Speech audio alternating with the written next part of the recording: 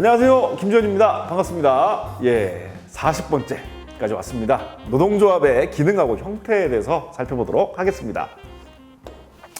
노동조합 왜 생겼을까요?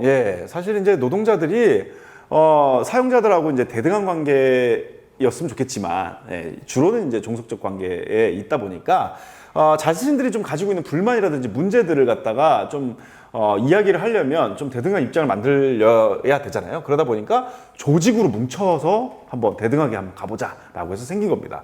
그래서 어떤 일을 하냐면 주로 노동자들의 임금이라든지 노동 조건을 개선하자가 주로 목적이 되고요.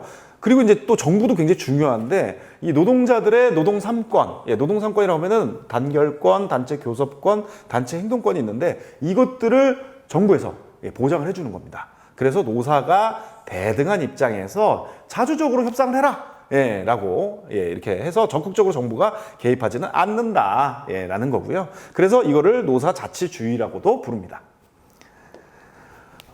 노동조합의 기능은 참 다양합니다. 먼저 첫 번째는 경제적 기능이죠. 그래서 조합의 그 조합원들이 있잖아요. 이들이 경제적으로 좀 이익을 갖고 또 권리를 유지하고 더욱 나아지도록 개선하는 것들을 목적으로 하고 있고요. 또 노사가 그래서 대등한 입장에서 단체 교섭에 임하게 되고, 협상이 만약 결렬이 된다, 더 이상 의견차가 좁혀지지 않는다, 이런 경우에는 파업을 한다든지 태업을 한다든지 이러한 쟁의 행위를 해서 자신들의 목소리를 높여가는 거죠.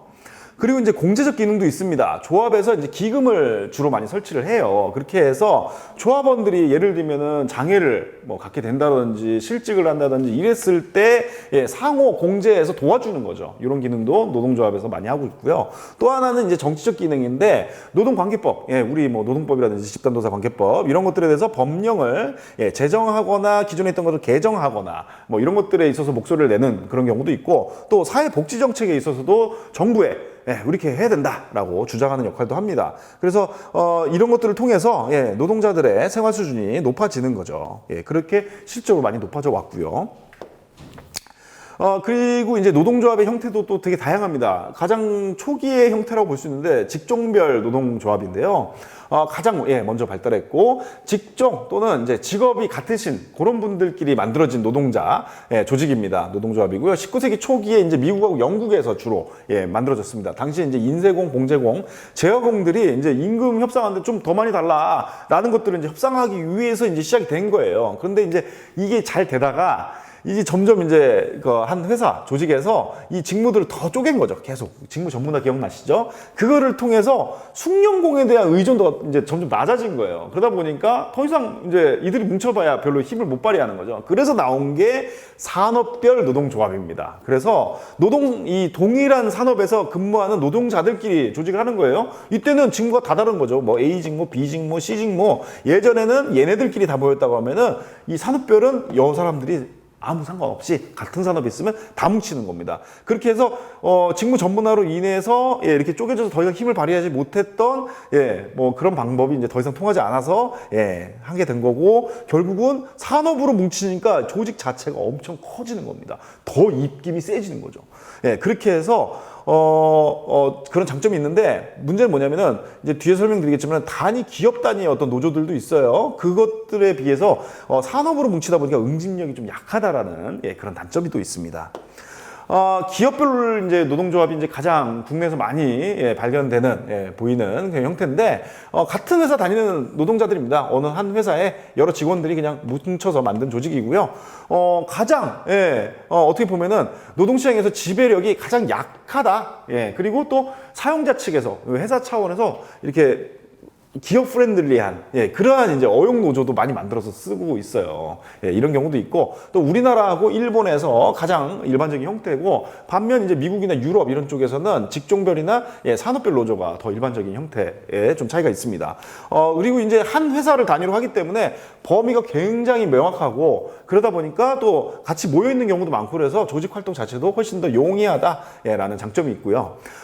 그리고 이제 또 한 회사에서 실제 하나의 사용자하고 같이 하다 보니까 주로는 이제 대립보다는 뭔가 화합이 좀 더 용이한 그런 장점들이 있습니다. 그리고 이제 노동조합에서 이제 다양한 이제 숍 제도들이 있습니다. 이제 숍 제도는 뭐냐면은 이제 노동조합에서 그 회사에서 어떤 새로운 인력을 좀 채용했을 때, 이 지원자의 신분에 따라서 노동조합 이때하고의 그 관계 형태가 조금씩 달라지는데, 요것들 이제 숍 제도라고 하거든요. 다양한 형태를 좀 소개해드리면, 먼저 오픈숍이 있습니다. 이 경우에는 뭐냐면 조합원이 아닌 사람들, 비조합원들도 이 회사에 고용할 수 있다. 라는 그런 방식이고요. 유니언숍 같은 경우에는 일단 견습까지는 노동조합에 소속되지는 않습니다. 그러다가 이제 일정 기간이 지나고 나서 이제 정식 직원이 되잖아요. 그때는 반드시 노조에 가입을 해야 된다라는 게 유니언숍이고요. 클로즈숍 같은 경우에는 조합 가입을 반드시 하는 것을 이제 전제 조건으로 해서 고용을 하는 조건입니다. 가장 강력한 제도고요. 그리고 이제 에이전시 숍이 있는데, 이런 경우에는 조합원이 아니더라도 이 노동조합에 조합 회비를 내는 거죠. 당신이 이 회사를 다닐 때 노동조합에서 사용자하고 어떤 이제 단체 협약 이런 것들을 체결했을 때 거기에 따른 혜택을 같이 보기 때문에 당신도 조합원이 아니지만 회비를 내야 된다라는 그런 관점이고요. 그리고 이제 프레퍼런셜 숍이라고 해가지고, 이거 같은 경우에는 이제 새로 인력을 이제 고용을 할 때 그때 조합원에게 우선순위를 주는 겁니다. 그래서 조합원 중에서는 그러니까 외부에 다른 회사에 있거나 아니면은 아직 일자리가 없는 그런 조합원들도 있을 수 있거든요. 그럴 때 우선순위를 주는 제도고요.